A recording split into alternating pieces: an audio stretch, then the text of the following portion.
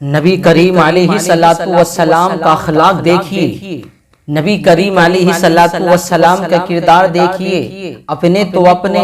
غیر بھی دیکھتے تو نبی کا چہرہ دیکھ کر، نبی کا اخلاق دیکھ کر، نبی کا کردار دیکھ کر دیوانے ہو جاتے اور کلمہ پڑھنے پر مجبور ہو جاتے، اور وہ یہ سوچتے کہ یار جب نبی کے اخلاق کا یہ ایسا عالم ہے، نبی کا کردار ایسا ہے تو ان کے لایا ہوا دین کتنا اچھا ہوگا۔ یہ سوچ کر کے لوگ نبی کے چہرے کو دیکھ کر، نبی کے اخلاق کو دیکھ کر خود کلمہ پڑھ کر نبی کریم علیہ السلام کے ساتھ شامل ہو جاتے، نبی کریم علیہ السلام کے دین میں داخل ہو جاتے۔ یہ کردار ہی تو ہے۔ تو اس لیے میرے پیارے مسلمانوں، نبی کریم علیہ السلام نے اس دنیا کے اندر دین پھیلایا ہے تو ظلم کر کے نہیں، کسی کو ستا کے نہیں، بلکہ اپنے کردار سے پھیلایا ہے، اپنے اخلاق سے پھیلایا ہے۔ جو دیکھتا ایک بار دیکھتا رہ جاتا، کیونکہ نبی کا چہرہ ہی ایسا تھا، نبی کا جلوہ ایسا تھا، نبی کا اخلاق ایسا تھا، جو ایک بار دیکھتا وہ دیوانہ ہو جاتا، جو دیکھتا وہ دیکھتا رہ جاتا۔ اس لیے تو شاعر نے کہا ہے، روئے بدر الدجا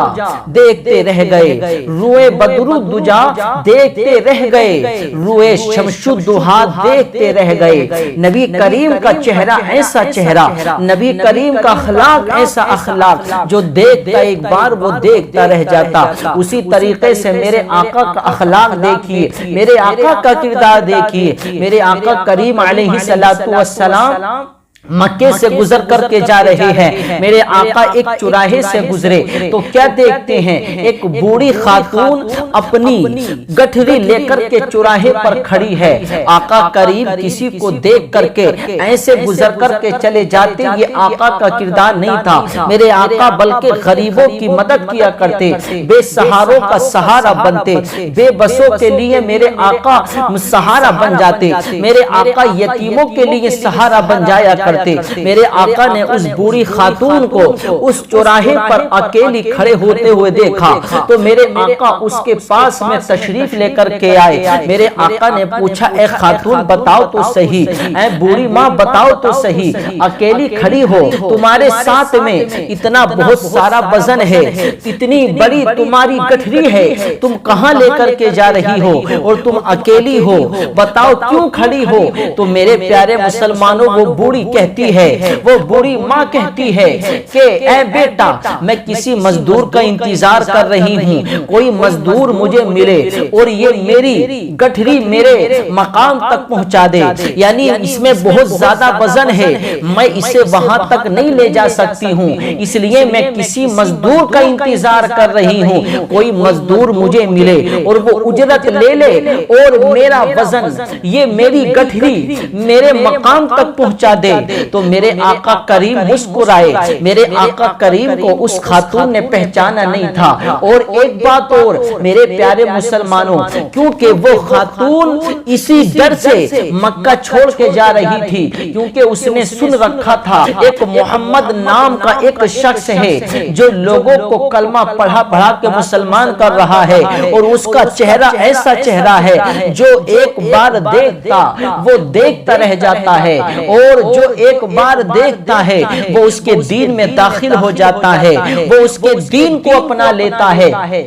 کیونکہ ابو جہل نے گھر گھر جا جا کر لوگوں کو یہ بتا رکھا تھا، اے لوگوں، محمد کی بات کو مت سننا، محمد کی بات کو ماننا نہیں ہے، محمد کے چہرے کو دیکھنا نہیں ہے، جو ایک بار ان کے چہرے کو دیکھ لیتا ہے پھر وہ ان کا ہو جاتا ہے، وہ ان کا دیوانہ ہو جاتا ہے۔ تو وہ خاتون اسی ڈر سے کہیں محمد پر میری نظر نہ پڑ جائے، کہیں محمد مجھے دیکھ نہ لیں، اور کہیں ایسا نہ ہو وہ مجھے کلمہ پڑھا کے اپنے دین میں داخل نہ کر لیں،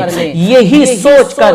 اسی ڈر سے وہ مکہ چھوڑ کے جا رہی تھی۔ اللہ اکبر! لیکن اسے معلوم نہیں تھا کہ تمہاری ملاقات اسی محمد سے ہو جائے گی۔ میرے پیارے مسلمانوں، میرے آقا وہاں تشریف لائے، لیکن اس بوڑھی ماں نے نبی کریم کو پہچانا نہیں ہے۔ وہ تو بات کر رہی ہے، بیٹا میں کسی مزدور کا انتظار کر رہی ہوں، کوئی مزدور مجھے ملے اور میرا وزن میرے مقام تک پہنچا دے، یعنی جہاں میں جانا چاہتی ہوں وہاں تک پہنچا دے۔ اور میں کسی مزدور کا انتظار کر رہی ہوں، کافی وقت ہو گیا ہے، کوئی مزدور نہیں ملا ہے، کوئی مزدور ابھی تک آیا نہیں ہے، میں کافی وقت سے یہاں انتظار کر رہی ہوں۔ تو میرے آقا کریم کا اخلاق تو ایسا اخلاق ہے، میرے آقا کریم نے ارشاد فرمایا بوڑھی ماں اگر تم اجازت دو تو میں تمہاری گٹھری اپنے سر پر لاد کر تمہارے مقام تک پہنچا دوں، اگر تمہاری اجازت ہو میں تمہاری مزدوری کرنے کے لیے تیار ہوں۔ کیسا اخلاق ہے میرے آقا کا، کیسا کردار ہے میرے آقا کا، نبی مختار ہونے کے بعد، پوری دنیا کے نبی ہونے کے بعد، جن کے قبضے میں اللہ نے پوری کائنات کو دیا ہے، جو پوری دنیا کے مالک و مختار ہیں، پھر بھی ان کا اخلاق دیکھیے، ان کا کردار دیکھیے۔ میرے آقا نے اس بوڑھی ماں سے اجازت لینے کے بعد اس کی گٹھری کو اپنے سر پر رکھا ہے، اور رکھنے کے بعد میرے آقا آگے آگے چل رہے ہیں، وہ بوڑھی پیچھے پیچھے جا رہی ہے اور یہ کہتی ہوئی جا رہی ہے بیٹا تم بڑے خوبصورت ہو، بیٹا تم بڑے حسین ہو، بیٹا تمہارا چہرہ بڑا حسین ہے، بیٹا تمہارا اخلاق بڑا اچھا ہے، تم جیسا آج تک میں نے دیکھا نہیں، تم جیسا حسین میں نے دیکھا نہیں ہے، بڑے خوبصورت ہو بیٹا تم۔ وہ محمد، میرے پیارے مسلمانوں وہ عورت یہ کہتی جا رہی تھی، میرے آقا سنتے جا رہے تھے، وہ پیچھے پیچھے یہ کہتی جا رہی تھی بیٹا بڑے خوبصورت ہو۔ وہ محمد نام کا شخص ہے، اس کی لوگ بڑی تعریف کرتے ہیں، کیا وہ تم سے زیادہ خوبصورت ہوگا؟ تم سے زیادہ خوبصورت نہیں ہو سکتا بیٹا۔ لوگ اس کی بڑی تعریف کرتے ہیں اور کہتے ہیں جو ایک بار دیکھ لے تو اسے دیکھتا رہ جاتا ہے، لیکن بیٹا میں نے تو تم سے زیادہ حسین نہیں دیکھا،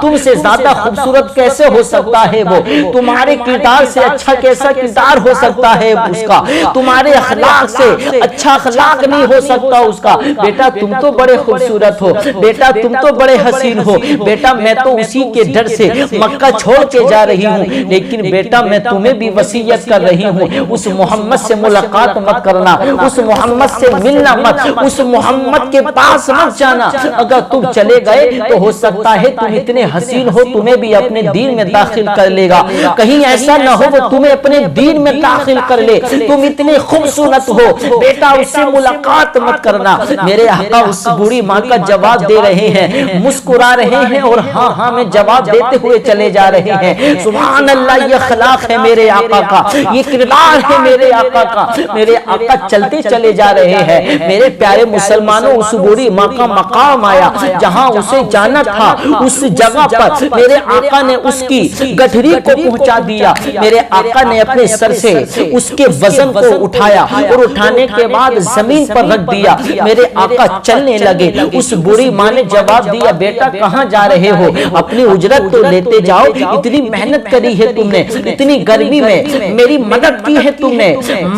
اتنی مدد کی ہے تم نے، بیٹا اپنی اجرت تو لیتے چلے جاؤ، بیٹا پیسہ تو لیتے چلے جاؤ، میں بغیر اجرت کے کام نہیں کراتی ہوں، بیٹا اجرت لے کر کے جاؤ، اتنی محنت کی ہے تم نے اور تم نے مزدوری کی ہے، مزدوری لیے بغیر جا رہے ہو، اے بیٹا پیسے تو لیتے چلے جاؤ۔ تو میرے آقا مسکرائے، مسکرانے کے بعد میں ارشاد فرمایا بوڑھی ماں میں اجرت نہیں لیتا، میں پیسے نہیں لیتا ہوں، میرا تو کام ہے، میں تو لوگوں کی مدد کرتا ہوں، میں تو کمزوروں کی مدد کرتا ہوں، میں تو یتیموں کی مدد کرتا ہوں، میں تو بے سہاروں کی مدد کرتا ہوں، میں تو کمزوروں کی مدد کرتا ہوں۔ اے بوڑھی ماں مجھے تمہارے پیسے کی ضرورت نہیں ہے، مجھے تمہاری دولت کی ضرورت نہیں ہے،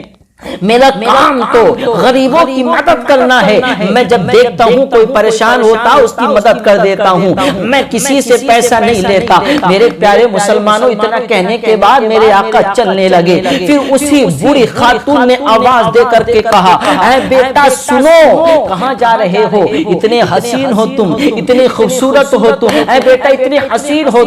تم جیسا میں نے حسین نہیں دیکھا، تم جیسا میں نے خوبصورت نہیں دیکھا، بیٹا